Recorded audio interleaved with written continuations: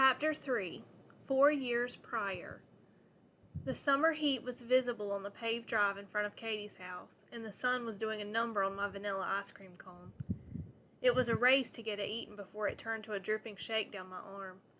Her mama made it from scratch every Sunday afternoon, and like every Sunday afternoon since I was able to walk, I sat on the front steps with Katie and her brothers, licking up the melting treat. The foster kids from across the road were here too. I knew Rusty and his shaggy-topped brown hair. He had lived in front of me for as long as I could remember, and besides shooting up 3 inches this year, his tan, dimpled face hadn't changed much. He was also in my homeroom at school, but I didn't know the new boy he'd walked over with. The new boy was quiet, appearing almost shy, though he looked older than the rest of us, reaching Mr. Johnson's, Katie's daddy's, shoulders. He was tan like Rusty from what I could see from his face and arms. Despite the heat, his long legs were covered in a pair of blue jeans that had seen better days, though I couldn't help but notice he wore them well as he passed by to get a bowl of ice cream. Not that I spent my days checking out boys' rear ends, mind you, but most around here were lacking in that department. So when the seat of a pair of Levi's wasn't as flat as a fritter, a girl couldn't help but take note. He wore his light brown hair short like most of the boys around here during the summer. He'd had it hidden beneath a straw-colored cowboy hat until he'd swapped it for a ball cap from his back pocket. When we finished our ice cream, Mr. Johnson appeared at the door with his trusty baseball bat, tossing a worn glove to Daniel. Danny was Katie's older brother. He had orange-red hair like his daddy, and he had been talking my ear off about having the same 4th-grade teacher Katie and I'd had a few years ago. She was a mean woman from what I remembered, but I didn't know who I felt worse for, Mrs. Grant or Danny. All of Katie's brothers were vicious little hellions. We all took our spots on the makeshift bases in the field that connected Katie's yard to my own. "You playin', Thomas?" Rusty Tyner called, addressing the new boy who followed close behind us. "Guess so," Thomas shrugged. His voice was deeper than I'd expected, causing me to steal another glance at him over my shoulder. "I used to pitch at my old school." "The high school could use a good pitcher," Mr. Johnson said, tossing the ball behind me. I'd never met a boy in high school before. I glanced behind me again to get a better look at him, now that the porch wasn't casting shadows on his face. He looked at me at the same time, and I quickly turned away, feeling my cheeks flush. The air smelled like summer, a mixture of honeysuckle and fresh-cut grass, and when the wind shifted just right, the smell of the bonfire I knew Daddy was tending in the yard. Of course, if the wind took a different direction, the rich smell of cow manure would about knock you down. The dry grass tickled my ankles as I started for first base. I always took first because I could catch better than the younger boys. Katie headed to the outfield, so her chances of seeing any action would be slim to none. She wouldn't be joining the major leagues anytime soon. Thomas adjusted the bill of his worn ball cap, taking a stiff stance like the men I'd seen on TV, and then he did something that made me shoot Katie an "I'm going to puke" look. He hawked a loogie in the grass. "Gross," I said, fisting my gloved hand. Spitting was such a nasty thing to do. I'd never understood why people thought it was okay to just do it in front of people. It's like blowing your nose and then opening the tissue up for everyone to see what came out. Thomas glanced at me from under his hat and smirked at my scowl. "Knock it out of the park, Daddy," Danny yelled. Mr. Johnson usually pitched for us kids and threw the ball in the air to get his own batting practice. I'd never seen him hit from an actual pitcher before. He bragged a lot about how good he'd been in school. I was excited to see him hit. The ball came out fast. If I'd blinked, I would have missed it. It slammed into the bat with a pop and sent Katie running back toward the trees. Danny was in awe. Even John Tyler stopped picking his nose and started jumping up and down. Mr. Johnson grinned a boyish grin and rounded the bases. We didn't have enough people for a real game, so we just alternated one at a time from the outfield to hit. Danny and John Tyler went next. Danny was getting better, knocking it to the edge of the field on his second swing. When John Tyler came up to bat, Thomas knelt down and slowed his pitch. John Tyler was ecstatic when he hit the ball. He didn't even care that it went backwards. He rounded the bases and slapped his daddy a high five. Katie insisted that I go next. She'd found a comfy spot away from the anthills and sat down. I usually couldn't wait for my turn. My hitting was getting a lot better too. Today I was nervous. I wanted Mr. Johnson to pitch. I was comfortable around him. He was like my uncle or something close to it. He didn't laugh when I struck out. Of course, he didn't strike me out. He'd let me swing until I hit the ball. Something about this new boy made my stomach feel strange. The sun was low in the sky now, hidden behind the trees.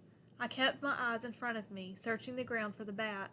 John Tyler had lugged it around the bases with him, and I hadn't paid attention to where he'd left it. "Hey, girl," the new boy called with the bat in his hand, walking toward me. I quickly closed the space and grabbed it without sparing him a second look.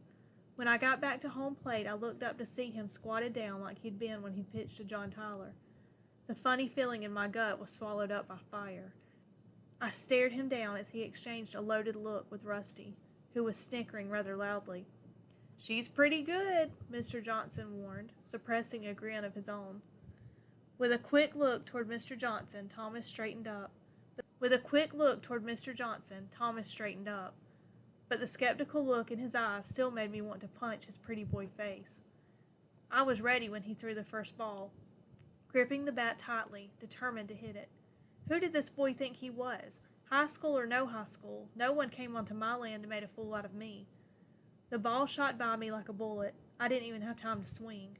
Someone threw the ball back to him as I readied the bat again. This time I kept my eyes on the ball as I swung with all my might, hitting nothing but the night air. "Loosen your grip, Breland," Mr. Johnson called out. My face burned. I gritted my teeth and used the bat to make an indentation in the ground before swinging it back over my shoulder. Thomas stared at me, narrowing his eyes in concentration, but still clearly amused. He was having fun at my expense. This time, I didn't take my eyes off of him. The ball was just a flash of white in my peripheral vision as it connected loudly with the bat. He turned to watch it disappear. No one laughed now. I rounded the bases, giving him a hard stare when I made it back to home plate. The smirk was gone. Mission accomplished. He was already preparing to toss the ball to Rusty. Just as I took my place guarding first base, he glanced in my direction and winked. The sky had darkened over, lit by a crescent moon when Mr. Johnson called his rowdy bunch together. I waved to Katie, and she promised to call me later. Rusty was staying over with Danny. They already had a tent set up in the Johnsons' backyard. I wanted to walk over and check it out, but it wouldn't be long before Daddy was calling me to come in too. "Hey, girl," I heard from behind me. I spun around just in time to catch the baseball the new boy threw in my direction. "What do you want?" I asked, irritated. He was clearly one of those boys who thought girls needed an extra appendage to properly function. Mama had told me all about boys like him the first time I'd gone to basketball camp at the church. "I thought maybe you could pitch me a few." He didn't sound as cocky without an audience. "And why would I want to do that?" I asked sourly, throwing the ball back to him with more force than necessary. He shook his hand out to the side after catching the ball. "Ouch! Hey, look, I'm sorry about before. I was just messing with you." "Whatever," I said, turning back toward my house. "Real neighborly of you," he said, disgruntled. I knew moving here was going to suck rocks. "Neighborly of me?" I said, astounded. "You come over to my house." "Funny, I was told this was my yard," he interrupted. There'd been a dispute about the back 10 acres since the Tyners first moved across the street. They were renting the property from us anyway, so it really didn't matter one way or the other. "My daddy has a map of the property line, but that's not the point," I continued. "You made me look like an idiot." "And I should be grateful that you guys included me in your game at all," he added, finishing my sentence. "After all, you were just being nice to me. Is that it?" "Yes." It sounded mean when he said it. "Well, no," I deliberated, crossing my arms. He stepped close enough that I could see his crooked grin. "No? You weren't trying to be nice to me?" I stomped my foot, frustrated. I'd never had trouble staying mad at anyone before, let alone a boy. But this one was breaking through my armor. I pressed my lips firmly together, silently wishing Daddy would call me. "Come on, friendly neighbor girl," he kidded, flashing the same smile he'd given me earlier. "Hang out with me for a while. Unless you're afraid I'll show you up." "Oh, dream on, high school boy," I said, holding my hand out for the ball. "And the name's Breland." He chuckled and jogged to catch up with me.